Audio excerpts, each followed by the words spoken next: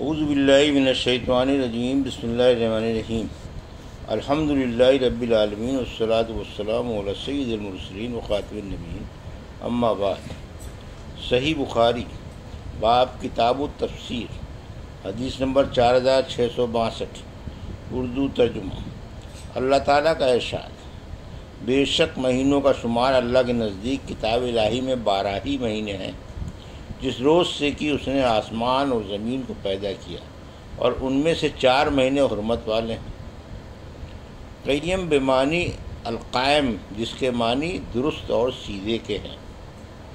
ہم سے عبداللہ بن عبد الوہاب نے بیان کیا، کہا ہم سے حماد بن زید نے بیان کیا، ان سے ایوب سختیانی نے، ان سے محمد بن سیرین نے، ان سے عبد الرحمن بن نبی بکرہ نے، ان سے ان کے والد ابو بکرہ نفی بن حارث رضی اللہ عنہ نے کہ رسول اللہ صلی اللہ علیہ وسلم نے حجۃ الوداع کے خطبے میں فرمایا: دیکھو زمانہ پھر اپنی پہلی اسی حیت پر آ گیا ہے جس پر اللہ تعالیٰ نے آسمان اور زمین کو پیدا کیا تھا۔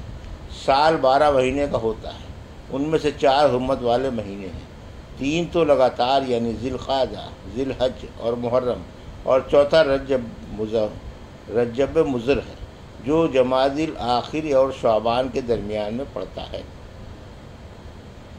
حدیث نمبر 4663، اردو ترجمہ۔ اللہ تعالیٰ کا ارشاد ہے: جبکہ 2 میں سے ایک وہ تھے، دونوں غار میں موجود تھے، جب وہ رسول اللہ صلی اللہ علیہ وسلم اپنے ساتھی سے کہہ رہا تھا کہ فکر نہ کر، اللہ پاک ہمارے ساتھ ہے۔ معنی یعنی ہمارا محافظ اور مددگار ہے۔ سکینت فعیلتہ کے وزن پر سکون سے نکلا ہے۔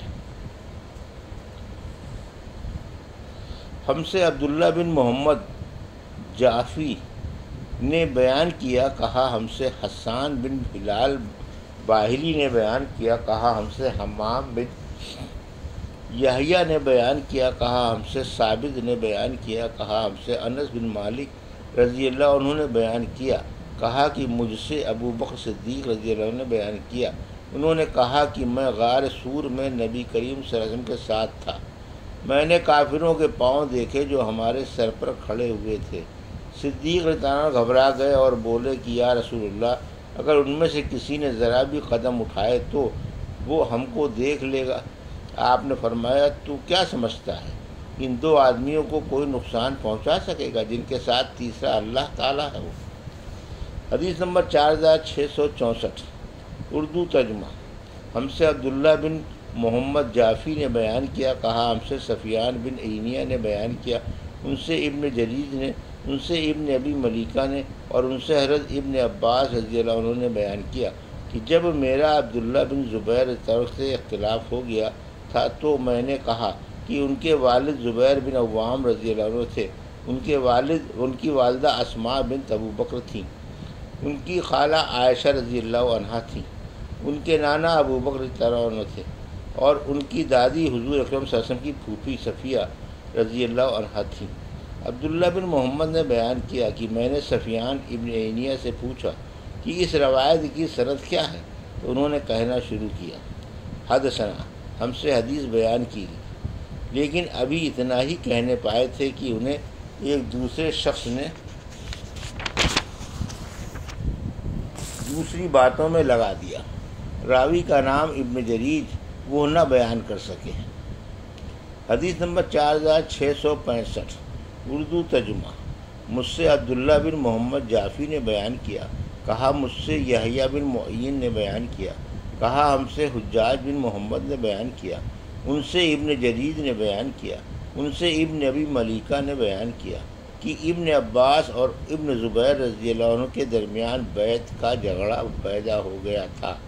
میں صبح کو ابن عباس کی خدمت میں حاضر ہوا اور عرض کیا: آپ عبداللہ بن زبیر رضی اللہ عنہ سے جنگ کرنا چاہتے ہیں، اس کے باوجود کہ اللہ کے حرم کی بے حرمتی ہوگی؟ ابن عباس نے فرمایا: معاذ اللہ، یہ تو اللہ تعالیٰ نے ابن زبیر رضی اللہ عنہ اور بنو امیہ ہی کے مقدر میں لکھ دیا ہے کہ وہ حرم کی بے حرمتی کریں۔ خدا کی قسم میں کسی صورت میں بھی اس بے حرمتی کے لیے تیار نہیں۔ ابن عباس نے بیان کیا کہ لوگوں نے مجھ سے کہا تھا کہ ابن زبیر سے بیعت کر لو۔ میں نے ان سے کہا کہ مجھے ان کی خلافت کو تسلیم کرنے میں کیا تأمل ہو سکتا ہے؟ ان کے والد صلی اللہ علیہ وسلم کے حواری تھے۔ آپ کی مراد زبیر بن عوام سے تھی۔ ان کے نانا صاحب غار تھے۔ اشارہ ابو بکر صدیق عنہ کی طرف تھا۔ ان کی والدہ صاحب نطاقین تھیں، یعنی حضرت اسماء رضی اللہ عنہ۔ ان کی خالہ ام المومنین تھیں، مراد حضرت عائشہ رضی اللہ عنہ سے تھی۔ ان کی پھوپھی نبی کریم صلی اللہ علیہ وسلم کی زوجہ مطہرہ تھی، مراد خدیجہ رضی اللہ عنہ سے تھی۔ حضرت ابن عباس عنہ کی مراد ان باتوں سے یہ تھی کہ وہ بہت ہی خوبیوں کے مالک ہیں، اور حضور اکرم صلی اللہ علیہ وسلم کی پھوپھی بھی ان کی دادی ہیں۔ اشارہ صفیہ رضی اللہ عنہ کی طرف تھا۔ اس کے علاوہ وہ خود اسلام میں ہمیشہ صاف کردار اور پاک دامن رہے اور قرآن کے عالم ہیں، اور خدا کی قسم اگر وہ مجھ سے اچھا برتاؤ کرے تو ان کو کرنا ہی چاہیے۔ وہ میرے بہت قریب کے رشتہ دار ہیں، اور اگر وہ مجھ پر حکومت کریں تو خیر، حکومت کریں، وہ ہمارے برابر کے عزت والے ہیں۔ لیکن عبداللہ بن زبیر نے تو طویت، اسامہ اور حمید کے لوگوں کو ہم پر ترجیح دی ہے۔ ان کی مراد مختلف قبائل یعنی بنو اسد، بنو طویت، بنو اسامہ اور بنو اسد سے تھی۔ ادھر ابن ابی العاص بڑی عمدگی سے چل رہا ہے، یعنی عبد الملک بن مروان مسلسل پیش قدمی کر رہا ہے، اور عبداللہ بن زبیر رضی اللہ عنہ نے تو اس کے سامنے دم دبا لی ہے۔ حدیث نمبر 4666، اردو ترجمہ۔ ہم سے محمد بن عبید بن میمون نے بیان کیا، ہم سے عیسیٰ بن یونس نے، ان سے عمر بن سعید نے، ان سے ابی ملیکہ نے خبر دی کہ ہم ابن عباس کی خدمت میں حاضر ہوئے تو انہوں نے کہا کہ ابن زبیر پر تمہیں حیرت نہیں ہوتی؟ وہ اب خلافت کے لیے کھڑے ہو گئے ہیں، تو میں نے ارادہ کر لیا کہ ان کے لیے محنت مشقت کروں گا، کہ ایسی محنت اور مشقت میں نے ابو بکر اور عمر رضی اللہ عنہ کے لیے بھی نہیں کی، حالانکہ وہ دونوں ان سے ہر حیثیت سے بہتر تھے۔ میں نے لوگوں سے کہا کہ وہ رسول اللہ صلی اللہ علیہ وسلم کی پھوپھی کی اولاد میں سے ہیں، زبیر کے بیٹے اور ابو بکر کے نواسے، خدیجہ رضی اللہ عنہ کے بھائی کے بیٹے، عائشہ رضی اللہ عنہ کی بہن کے بیٹے۔ لیکن عبداللہ بن زبیر نے کہا، کیا وہ مجھ سے غرور کرنے لگے؟ انہوں نے نہیں چاہا کہ میں ان کے خاص مصاحبوں میں رہوں۔ اپنے دل میں کہا، مجھ کو ہرگز یہ گمان نہ تھا کہ میں تو ان سے ایسی عاجزی کروں گا اور وہ اس پر بھی مجھ سے راضی نہ ہوں گے۔ خیر، اب مجھے امید نہیں کہ وہ میرے ساتھ بھلائی کریں گے۔ جو ہونا تھا وہ ہوا۔ اب بنی امیہ جو میرے چچا زاد بھائی ہیں، اگر مجھ پر حکومت کریں تو یہ مجھ کو اوروں کے حکومت کرنے سے زیادہ پسند ہے۔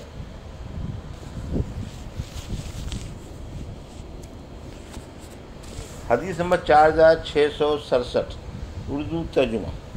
اللہ تعالیٰ کا ارشاد، یعنی نیز ان نو مسلموں کا بھی حق ہے جن کی دلجوئی منظور ہے۔